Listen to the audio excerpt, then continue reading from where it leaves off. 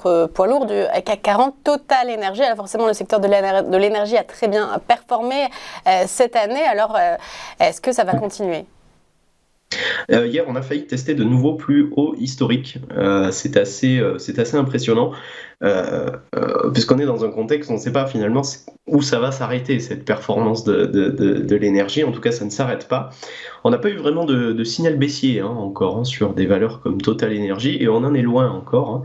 Il faut rappeler que le précédent record historique qui a été fait, si je ne m'abuse, il y a à peu près 2 ou 3 semaines sur Total, le dernier plus haut était à 60,44 €. Total, c'est une hausse de plus de 35% sur un an. On est revenu sur la zone des 59 €, qui est une zone clé. Et aujourd'hui, on va peut-être essayer de tester cette zone, qui est assez importante. Total a annoncé de nouveaux gisements à Chypre, je crois, hier, ce qui a poussé évidemment le cours un peu plus à la hausse. Il y a le contexte aussi d'énergie. C'est assez étonnant d'ailleurs de voir que le baril de pétrole a baissé et il s'est stabilisé. Et derrière, on a un cours de Total Energy qui est au plus haut. Donc ça aussi, ce sont des éléments à surveiller.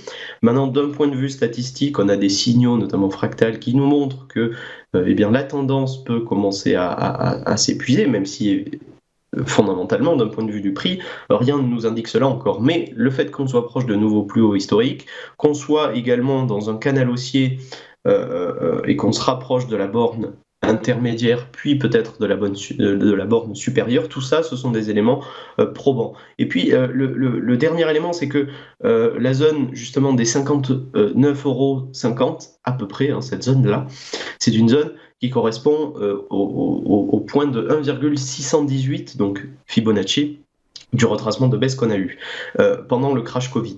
Et puis, dernier élément, c'est que l'excès haussier sur Total est peut-être assez prégnant, puisqu'il faut rappeler que l'écart à la moyenne mobile, notamment la moyenne mobile à 200 jours, cet écart à la moyenne mobile, il est très important.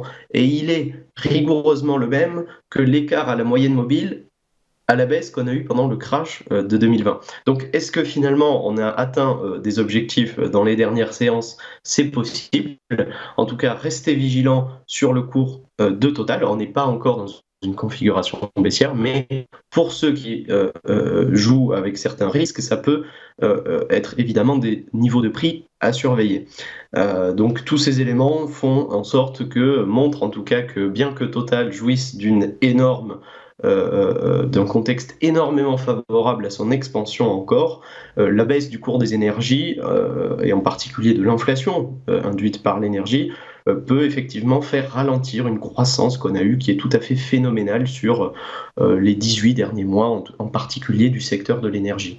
Donc est-ce que Total poursuivra sa course en fin d'année, ou est-ce que justement le cours de Total sera stoppé par des seuils clés ? Ce sera tous les éléments à surveiller et à garder en tête.